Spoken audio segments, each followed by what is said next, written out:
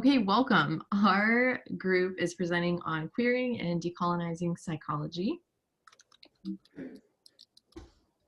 When it comes to why I chose this topic, this is a topic that I wasn't familiar with, and Rohini asked us to choose something that we didn't know very well. I basically had no idea what queer theory was when I heard about it. My learning outcome is to present and also consider for myself how queer theory can be integrated into daily life and professional applications as a psychologist. The topic is pretty important because it challenges the notion of a norm and exposes how exclusive and damaging the concept of norming can be.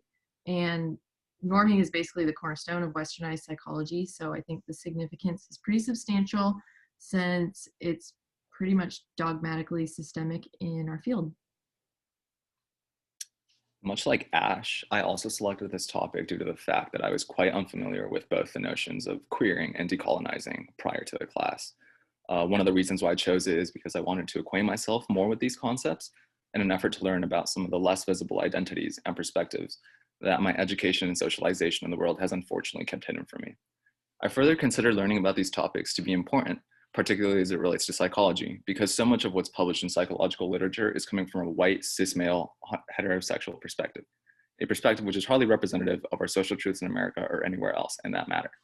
And I hope that these learning informs both my professional clinical practice in the future, as well as how I objectively critique the information that I'm exposed to.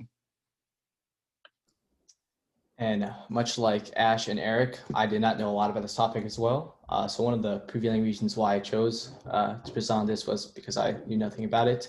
However, after learning more about the subject, I realized how important this topic is, and I generally wish hegemonic masculinity wasn't something that is so ingrained in society.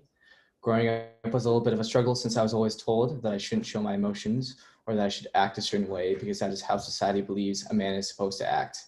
Striving for this form of masculinity is considered successful, yet that success can be extremely destructive. The constant reminder of becoming a successful male has also made me perpetrate social punishments such as homophobic slurs, and this is something I'm not proud of at all, and I know that what I have said must have been extremely damaging. The fact that we're still raising young children to strive towards hegemonic masculinity sickens me because it can be so destructive and violent, plus the effects of it can be lifelong. So the learning outcomes I plan to target are being able to integrate queer theory and decolonizing psychology both in my daily life as well as in future practice in an effort to dismantle hegemonic masculinity, which is a poison in our society.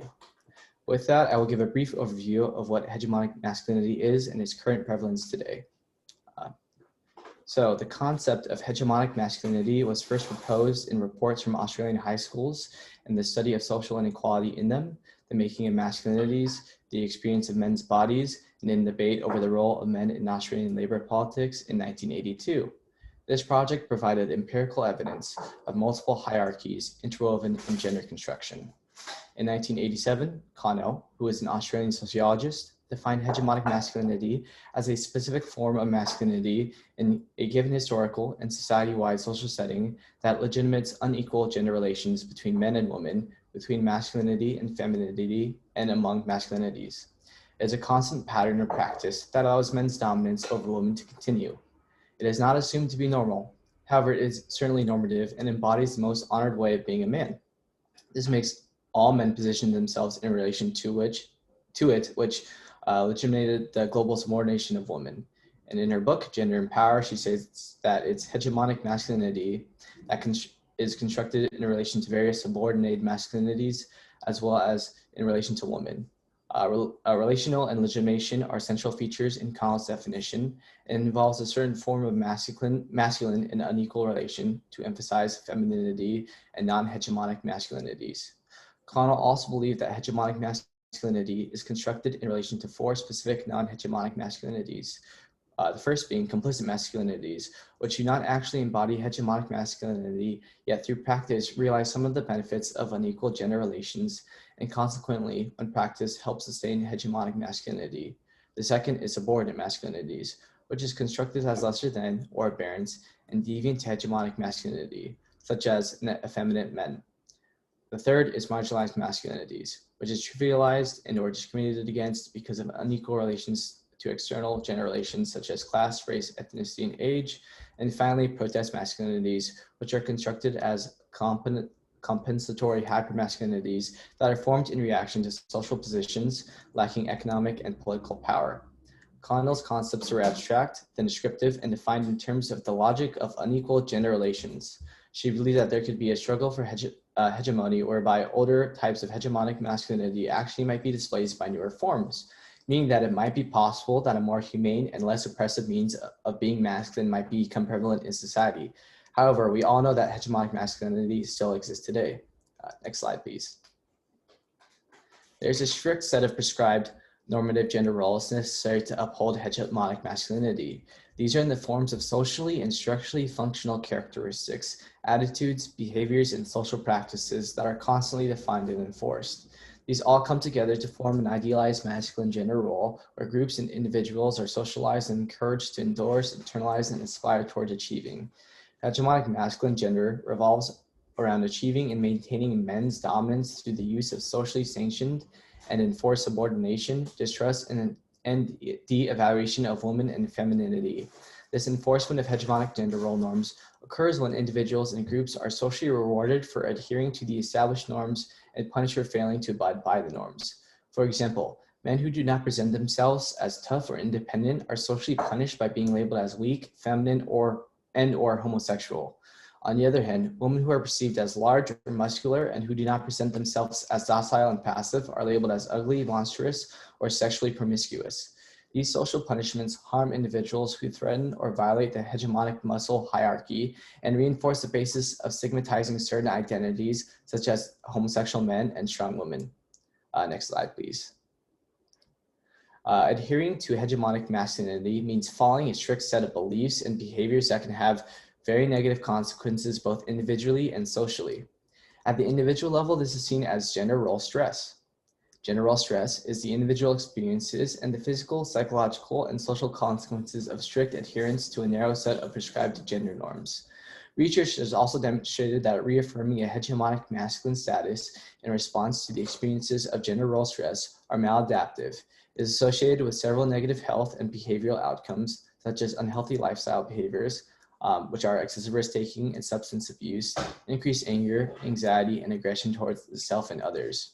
Another aspect of socialization and enforcement when it comes to hegemonic masculine gender role norms involves the enragement of boys and men to respond to perceived threats to their masculinity with violence. Psychological research has also shown evidence of linking of individuals' experiences of hegemonic masculine gender role stress to heterosexual men's perpetration of intimate partner and sexual violence.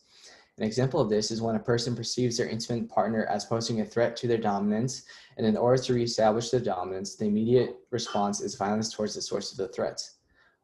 Next slide, please. Finally, hegemonic masculinity also greatly affects marginalized identities. People of systematically marginalized groups internalize and adhere to the same cultural norms that function as tools for oppression. An example is sexual minority women, such as lesbian, gay, bisexual, or pansexual women who identify with masculinity. They may internalize the gender role norms associated with hegemonic masculinity. Therefore, sexual minority women's experiences with their own masculinities may mirror the culturally established idealized hegemonic masculinity. And hegemonic masculinity is less about defining and enforcing a form of maleness than it is a gender ideology that works to enforce the identities, behaviors, and social practices of all members of a society in order to perpetuate its hierarchy. With a solid understanding of hegemonic masculinity, Ash will now explain queering theory and how it can be used to dismantle hegemonic masculinity. Great job. Thanks, Austyn. So queer theory, I'm drawing from the article by Katherine Johnson in 2014, which kind of breaks down a lot of different definitions and characteristics of queer theory. It has roots in philosophy, literary, and cultural theory, and it's most commonly associated with academic fields of gender and sexuality. Queer theory is anti-identity, and it seeks to demonstrate the instability of categories and the richness of fluidity of sexual desire that cuts across sexual and gender identities. It's not intended to just be another category in the LGBT spectrum.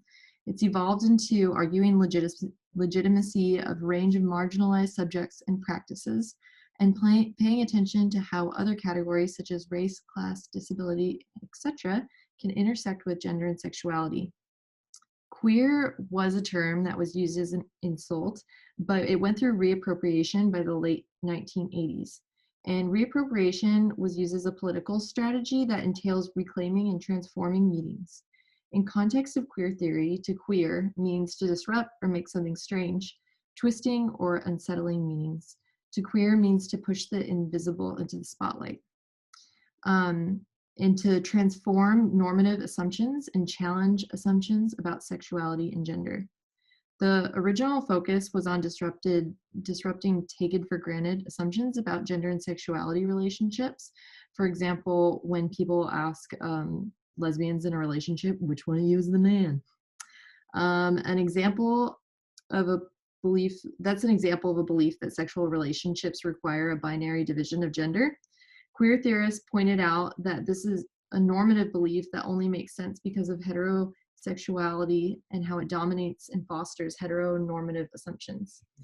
Queer theory suggests it's not necessary to only think of sexual relationships in terms of gender binaries. Queer theory seeks to demonstrate and celebrate the instability of categories and assumptions. We think of queer theory in terms of what it does rather than what it is. It draws on multiple theoretical tools such as post-structuralism, psychoanalysis, and phenomenology to undo these normative assumptions. And the beauty of queer theory is there is no one definitive queer theory, but rather queer theories, to encourage new ways of reading and seeing that are vital to maintain the disruptive nature of the theory itself. So this slide kind of displays some of the key terms that emerge from the history of queer theory. In the 1980s, the socio-historical and political context is kind of crucial for understanding the force in which queer theory ideas were taken up. The HIV and AIDS epidemic was decimating queer communities, creating a sex panic, and it also allowed conservative values to reestablish. Within feminist accounts, the emergence of queer theory is traced back to Gail Rubens in 1984. With the argument that the category of sexuality should be politically and analytically detangled from gender. Rubin argued that feminism is the theory of gender oppression and should not be privileged as theory of sexual oppression since it fails to distinguish between gender and erotic desire. Early days of queer theory were associated with Judith Butler, Eve Sedgwick-Koskowski, Lauren Bertlant, and Michael Warner, which really challenged rethinking non-normative gender and sexualities without comparison to heterosexuality, while demonstrating the endemic heteronormativity within social theory. Queer theory sought to push perversion back into the face of the public via open celebration of crossing gender and sexuality lines. Eve Sedgwick proposed the modern definition of homo-heterosexuality, and the distinction had become entrenched as a result of lack of consistency in whether it should be thought of as a minority issue, only of interest to lesbians and gays, or as an issue relevant to every level of culture. So Sedgwick argued that queer commentary should interrogate the homophobic and heterosexist assumptions that are found in all knowledge. Queer commentary should focus on what these interpretations do. Eve Sedgwick introduced challenging universalizing, minoritizing, pathologizing, and normalizing tendencies of all interpretations. Judith Butler drew significant attention to the way that gendered bodies lined up with sexuality within the social order. She's responsible for identifying the central concepts of the heterosexual matrix and gender performativity. The heterosexual matrix really highlights how sexual desires had been normalized in order to reinforce the dominance of reproductive heterosexuality. And when it comes to gender, she pointed out that there's basically no realness to gender or gendered bodies. Instead, there's an appearance of a stable core.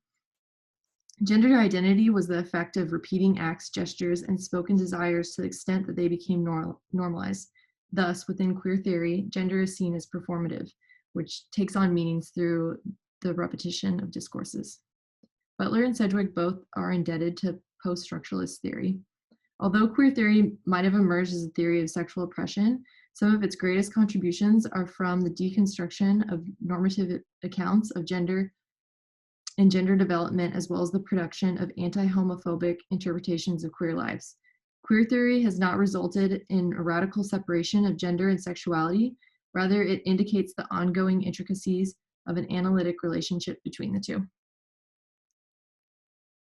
A frequent criticism of queer theory is that it's elitist and primarily the domain of white gay men from Anglo-American backgrounds, and this overlooks the important contributions made by those working at the interface with feminism and in post-colonial and critical race studies.